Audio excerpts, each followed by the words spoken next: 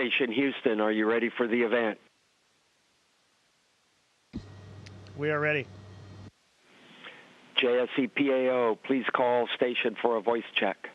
Station, this is Haley Fick, GSC PAO media, social media specialist. How do you hear me? Hey, Haley, we hear you loud and clear.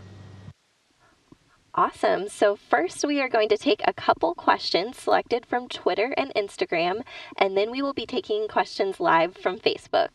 So we're going to start off with a question from Kiana on Instagram, and she asks, what was the first thing you thought when you got to the space station and saw the Earth? That's a great question. Looking out at our planet is spectacular. I mean, no matter how you look at it, if you're looking at day or night, no matter where you are over the planet. So to me, it was very humbling. So I think that's the word that came to mind looking out the window. It's just humbling seeing our planet from this perspective. Awesome. I think the first time I saw the planet from space, the first thing that went through my head was just how incredible the colors were. It's almost like they had texture. It was just really beautiful. Awesome. Amber on Facebook wants to know, we always see amazing images of Earth from the space station, but I'm curious, what kind of other views can you see from up there? For example, can you see satellites in orbit? Have you witnessed any meteor showers?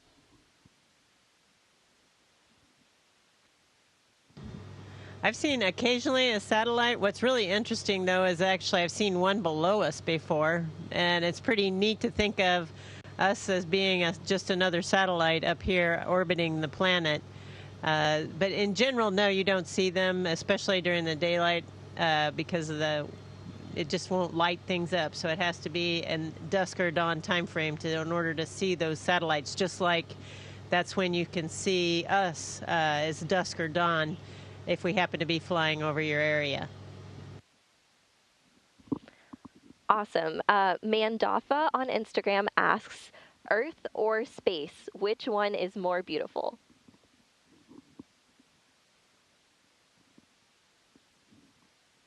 That's a tough question. I think viewing Earth from space is the most beautiful. So a combination of the two there. But, you know, when you're looking at our planet, it is spectacular. You see the thin layer of atmosphere that protects everybody on Earth from living and dying, and it's pretty unique. You see things like auroras that we've had the privilege of seeing up here every now and then that are just spectacular, you know, green, glowing, kind of dancing clouds, so to speak, as we're going around the Earth. So that's pretty special. As well as seeing all the beautiful colors that Peggy mentioned earlier. Sounds like a great experience. Bored Mama on Instagram asks, what could possibly be left on your bucket list?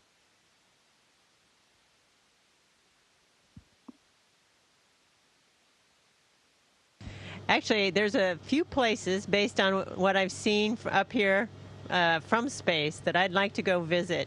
I think Australia just looks so interesting, and even Africa, very beautiful places from here that I would like to visit at some point in time. So I would say to see them from a lower altitude might be on my bucket list. And for me, you know, whatever, you know, we have hobbies on Earth as well. So there's some bucket list items for me and my hobbies that I still want to do. But if I could come up here with my family, I think that would be number one. That's a good one. So this one I think is probably about a story of Peggy and the cargo bag. Brian asks, who has pulled the best prank in space? Well, actually, it was fun because we all did it together. Thomas is actually his idea, and but he couldn't quite fit in the bag. And I'm like, I think I can probably fit in. And so then Thomas and Shane took me down to see the Russians for dinner that night, and they said they had a surprise for him, and they unzipped it, and I popped out. So that was the most fun we've had so far.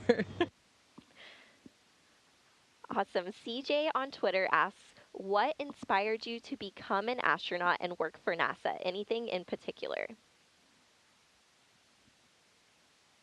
Well, for me, it was back to the men walking on the moon when I was a small child. That's what inspired me to initially want to become an astronaut.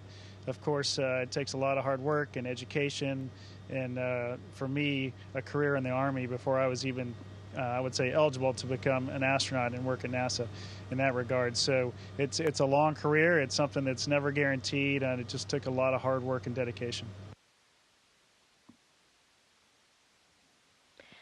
And along those same lines, Urbina on Instagram asks, how have you used your university career in space? Well, actually, I'm a biochemist by training, and so I got to do some stem cell research up here. So tissue culture of stem cells in microgravity to see if they can proliferate better or differently than they do on Earth, and look at that as future applications of using those types of cells that were proliferated or grown in orbit. So that was one very closely relevant area that I've gotten to work on. But I think what's most fun about the research up here is the diversity. When we have 200 investigations, almost 300 investigations per increment, being able to do all different kinds of things is what makes it interesting on a day-to-day basis. So we have people watching live, and Matt must be listening because he asked if you could add any experiments to the space station, what would it be?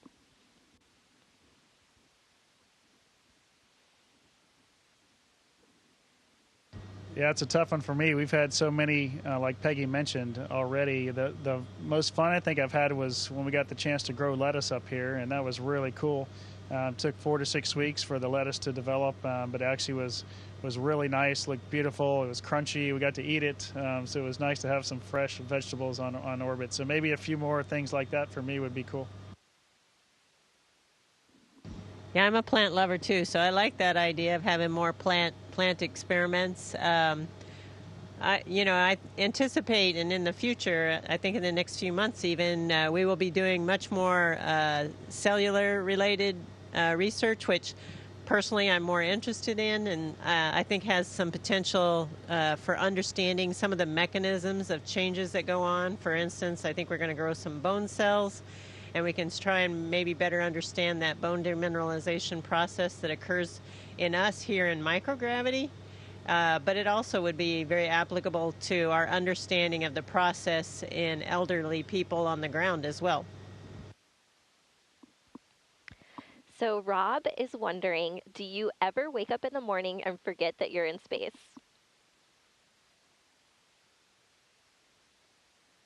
No, it's kind of hard because you're just floating around. So for me, it's pretty easy. You come out of your sleeping bag and you're floating and you're trying to get dressed and everything to get ready for the morning. So for me, I don't ever forget I'm up here. Stephen is wondering, how long did it take you to get used to the lack of gravity? Well, I think you adapt from a physiologic perspective somewhere between a week to 3 weeks maybe. At least on my first flight, it took almost 3 weeks. On my second flight, I felt like I adapted in 2 days, and on this flight, I felt like I was adapted as soon as I was in space.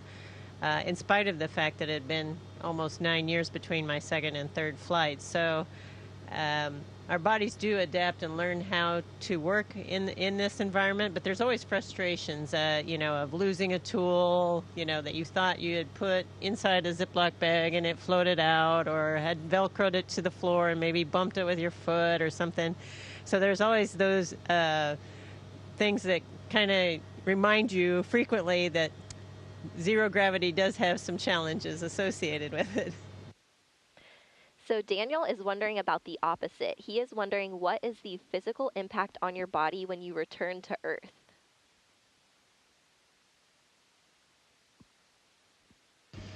Well, I'm about to find out here in a little less than 3 weeks, I guess. So this is my first long duration mission. It's going to be a lot different than my shuttle mission I did a while back. So it'll be interesting to see. We do work out a lot up here, and that's to help with our recovery back on Earth, as well as keeping our bones and muscles healthy. So I'm expecting, I don't know, a couple days to a week, somewhere in there. Everybody's a little bit different when you return to Earth. Some people are worse coming up, and some are worse going down, and I'll just have to see. I'm a big science experiment right now, and I'll find out here in a few weeks.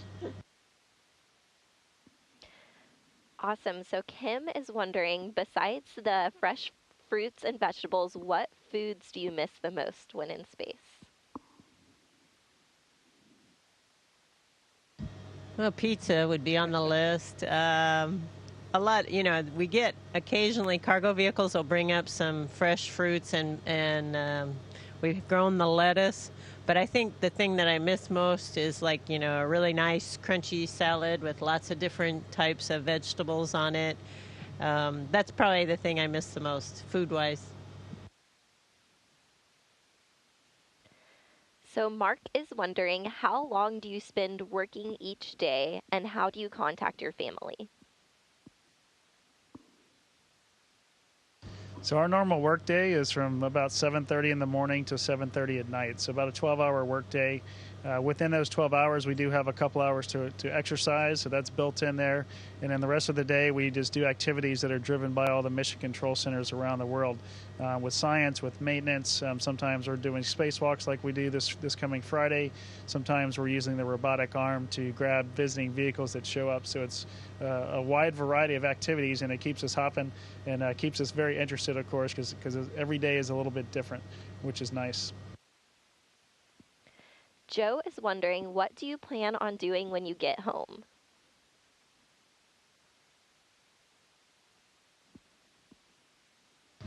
Well, it'll take, like I mentioned a little while ago, a few days to recover at least, but I just look forward to being with the family. I'm getting home the week of Easter, so we'll spend a nice Easter weekend together with family and friends, and I look forward to seeing everybody. Robert asked, does your perspective about the world change after you go to space? Well, I definitely think your perspective of our planet changes, because viewing our planet from this perspective, I think, makes you understand that we're all living on the same beautiful ball, and it's protected by this very thin atmosphere. And I do think you do have a different perspective on protecting what it is that we live on, how fragile it is. I think, probably the most significant thing is it does give you an appreciation of being one planet, one world, one people. Awesome. It is very international. So Ralph is wondering, what time zone do you base your schedule on, and is the whole crew on the same schedule?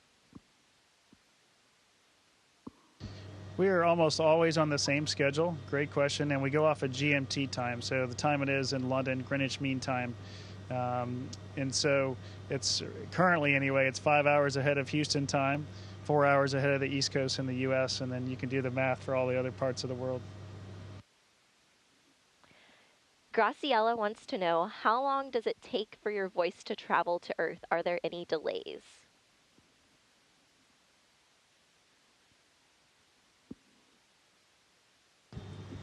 Actually, in the past when I've flown, we've had some satellite delays, so it might take, you might have a second, and it made it difficult to talk with folks. But I think these days there's really very rarely any kind of delay at all. And so when we talk on the internet, using internet protocol to our family and friends, there's very, very little delay at all. So you don't end up talking over each other like we used to all the time.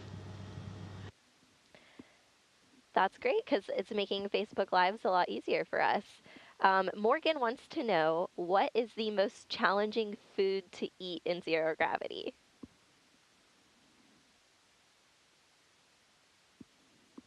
There's a lot of them. Peggy's going to show you some chocolate-coated peanuts there, the way they're listed on our food package. But if you open up anything that has a lot of pieces like that, and you're not watching very carefully, then they go all over the place. So things like rice are tough because they're really small and they kind of go everywhere if you don't watch what you're doing with the rice. But in general, things stick together. If they have any liquid in them at all, they're going to kind of stick together and allow you to eat them a little easier up here in microgravity. A lot of times, too, we'll use tortillas as kind of just a vehicle to put something on so it doesn't go floating everywhere, like Peggy's doing right now. So hope that helps. Awesome. Jack is wondering, is there an emergency way for you to return back to Earth, and do you practice for that?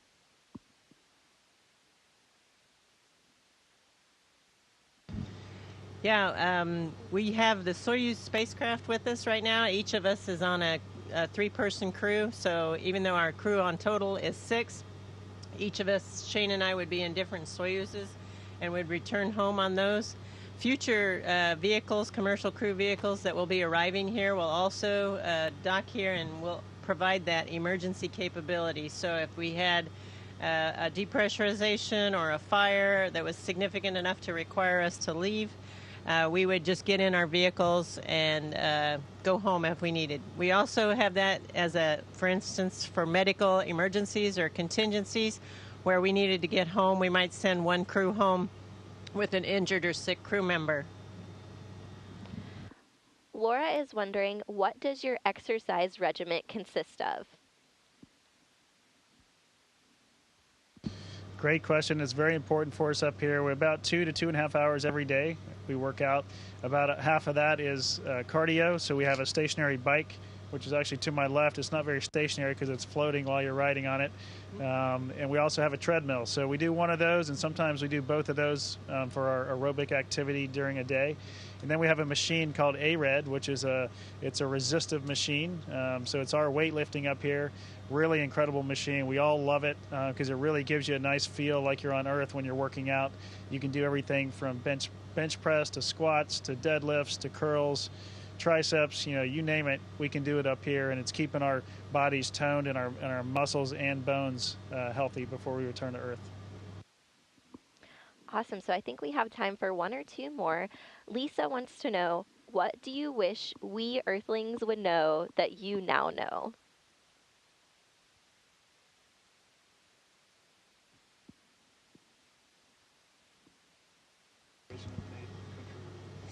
Space is a fantastic place. International cooperation is a strength of what we're doing now, and I think will be a very valuable asset in our future explorations. And I think it can show the world that we can do very technically challenging things together. Okay, so one more for our Facebook Live audience. Kevin is wondering, do you guys get iPhones, Facebook, or Wi-Fi up there? We don't have iPhones. We do have internet, but it's really slow. I mean, it's 20 years ago slow compared to what you guys are dealing with on the ground. So we do have the capability, but it's pretty weak. What else? We do have the capability to talk to our families on this IP phone that Peggy mentioned earlier. That's pretty nice. Family and friends we can call. We have email as well. That it's not instantaneous, but it's pretty good. And we're not checking it a whole lot because we're working most of the day. But in the evenings or in the mornings, we'll check and respond to emails. Awesome. So I think we might have time for one more quick one. What is the first thing you want to do when you get back on Earth? Drew asks.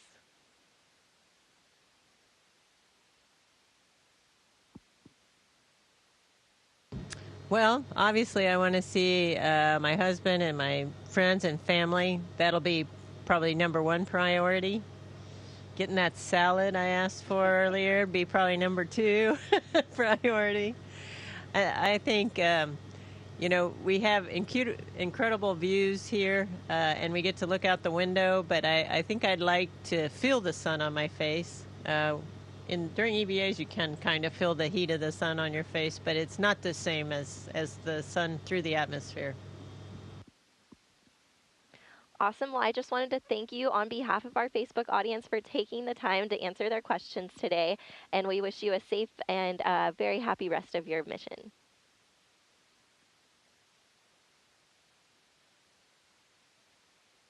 Station, this is Houston ACR. That concludes the event.